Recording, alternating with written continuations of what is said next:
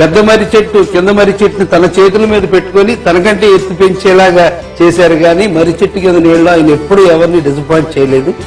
ఆయనకి అందరించి ఇంతమంది recording breaking గా వచ్చారంటే దానికి కారణం ఆయన ఇచ్చిన ఎంకరేజ్మెంట్. ఆయన 5 స్టార్ హోటల్లో ఉన్నా సరే నన్ను కూడా అక్కడే పడుకోమనేవారు ఆ రూమ్ లో. గురుగారు పక్కనే పడుకో పొద్దున్న రాసుకోవాలి కదా మనం అనేవారు. సార్ 2 రోజులు చెప్పారు, సార్ మీరు ఇచ్చిన ఆపర్చునిటీ థ్యాంక్స్, నేను నిద్ర పడతలేదు, నాకు టెన్షన్ గా ఉంది అని చెప్పేవాడు. ఒకసారి ఆయన మెరికల్స్ అన్ని కూడా స్వర్గం నరకం స్క్రిప్ట్ 10 రోజులు డిస్కషన్ పెట్టుకున్నాం నెల్లూరులో. 9 రోజుల దాకా స్క్రిప్ట్ డిస్కషన్ లేదు, సరదాగానే ఆయన మాట్లాడుతూ ఉండేవారు. బయలుదేరారు కదా, ఆ నైట్ 9ంటికి వచ్చారు. ఆయన వచ్చి రామకృష్ణ లేదన్నారు అంటే లేచిన వెళ్తే ఆయన మంచం మీద కూర్చొని నేను కింద కూర్చొని బాండ్ పేపర్ ఒక బండిల్ తీసి స్వర్గం స్క్రిప్ట్ 10:30 స్టార్ట్ చేశారు. పొద్దున్న 5 o'clock with dialogue version over రాసిచ్చారు. నేను కింద కూర్చొని విత్ డైలాగ్ వెర్షన్ ఫేర్ చేశాను. ఇప్పుడు దాకా నేను దాన్ని పెట్టుకుని చూసుకుంటుంటా. ఇప్పుడు నా దగ్గర ఒక కాపీ తీసుకుని ఇప్పుడు దాకా పెట్టుకుంటా. ఆయన వేయించారు. అలాగే మేము నెల్లూరు వెళ్ళాము. నెల్లూరులో మనుషులంతా ఒకటి షూటింగ్, పెద్ద రెయిన్, రామారావు వాళ్ళు కూడా మోసుకొని వచ్చారు అనమాట. అంటే పొద్దున్న వెళ్ళిపోదామని అందరూ పడుకుని ఉంటే రిలాక్స్ అయిపోయాం, పొద్దున్న బయలుదేరాలి కదా అని. క్లైమాక్స్ ఆ రోజు అయితే పొద్దున్నే ఆయన రూమ్ లో నేనే రిసీవ్ చేస్తున్నాను. రామారావు గారు 3:30కి ఫోన్ చేశారు. ఆయన ఫోన్ చేసి ఓకే షూటింగ్ ఎప్పుడు వెళ్ళిపోతున్నాం సార్ అన్నాం. వెళ్ళిపోవడం ఏంటి, క్లియర్ అయిపోయింది విత్ మేకప్ రెడీ అన్నారు. సార్ మేకప్ రెడీ అనగానే గురుగారు బాత్రూమ్ క్లైమాక్స్ అంతా బాత్రూమ్ లో చెప్పారు. నేను ఫేర్ చేశాను. 24 పేజీలు క్లైమాక్స్ బాత్రూమ్ లో చెప్పారు. నేను ఫేర్ చేశాను. ఫేర్ చేసి ఫెయిర్ కాపీ తీసుకుని నేను కన్నప్ప గారు రూమ్ లోకి వెళ్ళాను. నేను పడుకున్నారు. కన్నప్ప గారు రెడీ సార్ లేదు ఎండరాదు మనం వెళ్ళిపోతున్నాను. లేదు సార్ రామారావు మేకప్ రండి మంచం మీద పడిపోయారు ఆయన. ఆ టెన్షన్ లో అప్పటికి వెళ్ళిపోయి 4:30కి గురువు గారు 24 పేజీలు క్లైమాక్స్ ఆయనకి వినిపించారు.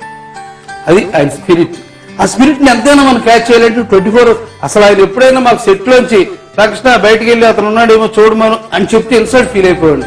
అయ్యో మనం వెళ్ళిపోమన్నారండి బయటికి, మనం మిస్ అయిపోతామే ఇక్కడ, చాలా ఇన్సల్ట్ ఫీల్ అయ్యాడు నేను. బట్ రామకృష్ణ గారు ఇప్పుడు దాసరి నారాయణరావు గారు జీవితంలో ఉన్నటువంటి ప్రతి అవసరాన్ని ఒక అవకాశంగా తీసుకున్నారు. ఆయన దాంట్లో ప్రతి దాంట్లో సక్సెస్ అయ్యారు.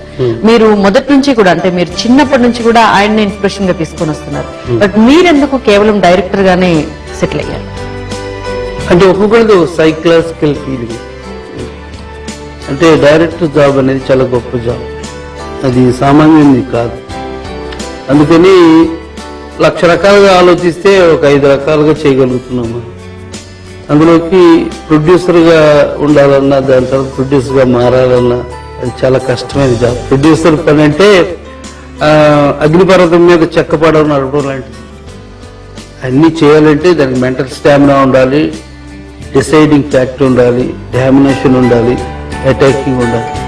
అందుకని డైరెక్టర్ అంటేనే అన్ని రంగాలతో సంబంధం ఉన్నట్టే ఆటోమేటిక్ గా.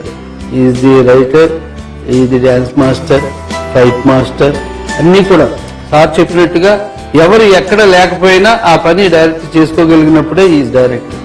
రైటర్ రాకపోవచ్చు, ఎడిటింగ్ చేయగలగాలి. అలాగే సార్ చెప్పినట్టు పాటలు రచిత పాట సరిగ్గా రాయిపోవచ్చు, సరే నేను చెప్పి మనం మిగిలింది మనం రెక్టిఫై చేసుకోవాలి. అందుకే అన్ని యాంగిల్స్ లోనూ ఇండైరెక్ట్ గా డైరెక్టర్ అని పదవే అన్ని ఉన్నట్టు లెక్క. రామకృష్ణ గారు, సో గురువు గారు లాగా చేయాలంటే చాలా కష్టం అన్నారు. ఆయన గొప్ప నటుడుగా ప్రూవ్ చేసుకున్నారు. మరి ఎందుకని మీ ఒక్క సినిమాలో కూడా గురువు గారిని యాక్టర్ గా పెట్టుకోలేదు? Psychological feeling. ఎందుకంటే గురువు గారి చేత యాక్ట్ చేయించాలంటే ఆయన యాక్టర్, గురువు గారి చేత డైలాగ్ చెప్పించాలంటే ఆయన గ్రేట్ ఆర్టిస్ట్, గురువు గారి చేత డైలాగులు మనం ఇలా ఉండాలని చెప్పాలంటే ఆయనే రైటర్. అన్నీ తెలిసిన ఆయన చేత ఒక సినిమా చేయాలంటే జలవంతులు ఎలర్ట్ గా చూస్తారు. దానికి తగ్గ సబ్జెక్ట్ కావాలి. అది ఇంటర్నేషనల్ స్థాయిలో ఉండే కథ అయితేనే ఆయనతో నేను తీయాలి. అంతేగాని మామూలు కథ అయితే గురుగారితో, ఎందుకంటే ఆయన ఒక హైడ్రోజన్ బాంబు లాంటి, హైడ్రోజన్ బాంబు తోటి ఆ లెవెల్లో ఉండే క్యారెక్టర్లే ఉండాలి, సెన్సేషన్. అలాగా తీయలేకపోతే మా అనుబంధానికి ఒక మచ్చ చేస్తుంది. నారాయణరావు గారు, మీరు రామకృష్ణ గారు మిమ్మల్ని నటుడుగా పెట్టి తీసే సినిమాలు చేయలేనని ఆయన అనుకుంటున్నారు, మీరేమనుకుంటున్నారు? నిజంగా అతని ఫీలింగ్ ఏంటంటే గురుగారితో సినిమా తీస్తే ఆ సినిమా ఒక చరిత్రలో మిగిలిపోయే సినిమా కావాలనే ఆలోచనతోటే అనుకోవడం జరిగింది. 1-2 సార్లు అనుకున్నాం మేము, but somehow it didn't work out. అతను చెప్పే దాంట్లో కొంత వాస్తవం అన్నమాట, నిజం. ఎందుకంటే ఒక సబ్జెక్టు ఇద్దరు చేస్తున్నారంటే డెఫినెట్ గా ఎక్స్పెక్ట్ చేస్తారు. ఎందుకంటే బేసిక్ గా నాకు ఇప్పటికీ చాలా సార్లు రిపీటెడ్ గా చెప్తూ ఉంటాడు రామానాయుడు గారు, డైలాగు ఎలా చెప్పాలి ఆర్టిస్ట్ అనేది నేర్చుకోవాలి అంటే అది దాసనారాయణరావు గారి దగ్గర, తర్వాత కోటి రామకృష్ణ దగ్గర నేర్చుకోవాలండి అని చెప్తూ ఉంటాడు. అంటే ఆయన పర్సనల్ అభిప్రాయంలో వెంకటేష్ బాబు డైలాగులు బాగా చెప్పిన సినిమాలు ఏవి అంటే నేను డైరెక్ట్ చేసిన బ్రహ్మపుత్రుడు, తర్వాత రామకృష్ణ డైరెక్ట్ చేసిన శత్రువు. చాలా సార్లు రిపీటెడ్ గా చెప్తుంటాడు ఆయన. మరి ఇంటర్వ్యూస్ లో కూడా చెప్పాడు, నా దగ్గర చెప్పాడు, స్టేజ్ మీద కూడా చెప్పాడు.